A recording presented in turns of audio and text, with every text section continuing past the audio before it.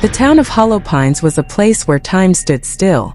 Nestled deep in a forest of towering pines, it was a town forgotten by the outside world.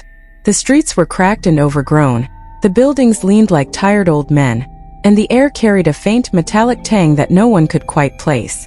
The townsfolk were quiet, their faces drawn and their eyes hollow, as if they carried a secret too heavy to share. Ellie Carter was 12 years old, and she hated Hollow Pines.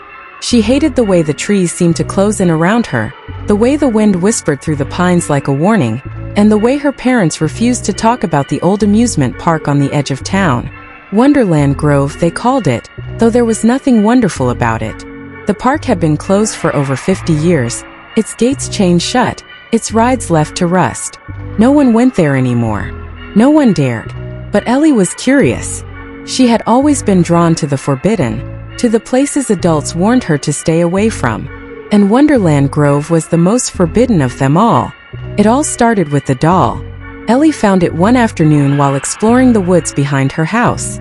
She had wandered farther than usual, following a narrow trail that wound through the trees. The air was thick with the smell of damp earth and pine needles, and the sunlight filtered through the branches in jagged shafts. That's when she saw it, a flash of red among the leaves. The doll was lying in a shallow grave of moss and dirt, its porcelain face cracked but still intact. It was dressed in a faded red jumpsuit with white buttons, and its oversized head was topped with a pair of floppy black ears. It was a Mickey Mouse doll, but not the cheerful cartoonish Mickey she knew. This one had a twisted grin, its painted eyes wide and staring, as if it had seen something unspeakable. Ellie didn't know why she took it home. Something about the doll called to her, a whisper in the back of her mind that she couldn't ignore. She hid it under her bed, careful not to let her parents see it. They wouldn't understand. No one would. That night, Ellie dreamed of Wonderland Grove. She was standing in front of the park's rusted gates, the moon casting long shadows across the overgrown path. The air was thick with the smell of damp earth and rotting wood, and the wind carried the faint sound of carnival music, tinny and distorted. The gates creaked open on their own, and Ellie stepped inside. The park was a nightmare. The rides were broken and twisted, their metal frames bent into grotesque shapes.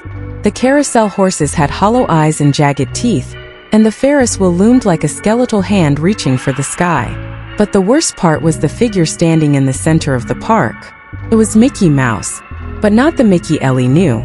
This one was tall, towering over her like a nightmare-given form. Its face was stretched into a grotesque grin, its eyes glowing like embers. Its red jumpsuit was stained and tattered, and its hands ended in long claw-like fingers. It didn't move, didn't speak. It just stood there watching her with those burning eyes. Ellie woke up screaming. The next morning, she found the doll sitting on her dresser, its head tilted at an unnatural angle. She hadn't put it there. She was sure of it. But when she asked her parents if they had moved it, they just looked at her like she was crazy. "What doll?" her mother asked. Ellie didn't answer. She didn't know how to explain the feeling that had settled in her chest, the sense that something was very, very wrong. Over the next few days, the dreams got worse. Every night, she found herself back in Wonderland Grove, standing in front of that monstrous Mickey. And every night, it was a little closer, its grin a little wider, its eyes a little brighter. She tried to throw the doll away, but it always found its way back to her, appearing in her room no matter where she hid it or how far she tried to run. Then one night the dream changed.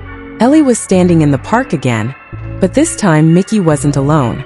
The park was filled with figures, their faces hidden in shadow. They were all wearing Mickey masks, their oversized heads bobbing as they moved in unison. They surrounded her, their movements jerky and unnatural, like marionettes controlled by an unseen hand. And then they began to chant. "Come play with us, Ellie. Come play with us." The sound was deafening, a cacophony of voices that seemed to come from everywhere and nowhere at once. Ellie tried to run, but her feet were rooted to the ground.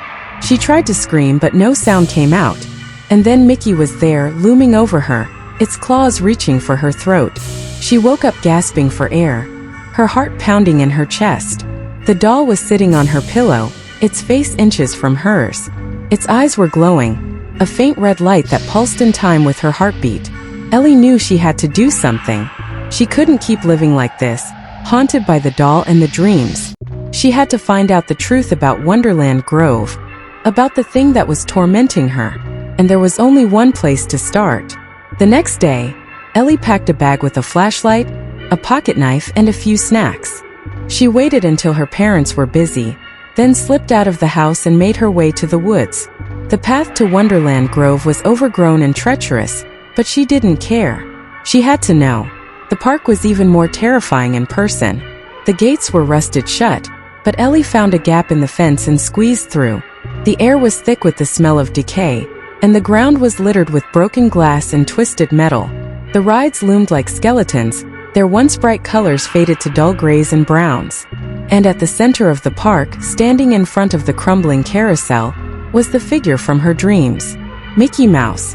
It turned to face her, its grin stretching wider than ever. Its eyes burned like twin suns, and its claws gleamed in the dim light. Ellie wanted to run, but her feet wouldn't move. She was frozen in place, her breath coming in short, panicked gasps. "You shouldn't have come here, Ellie," Mickey said, its voice a low, guttural growl. "But now that you're here, you'll never leave." The ground beneath her feet began to crack, and the park seemed to come alive around her. The rides creaked and groaned, their broken parts moving on their own. The figures from her dreams emerged from the shadows, their Mickey masks grinning as they closed in around her. Ellie screamed, but no one could hear her. She was alone, trapped in the nightmare she had tried so hard to escape. And as the darkness closed in around her, she realized the terrible truth. She had never woken up.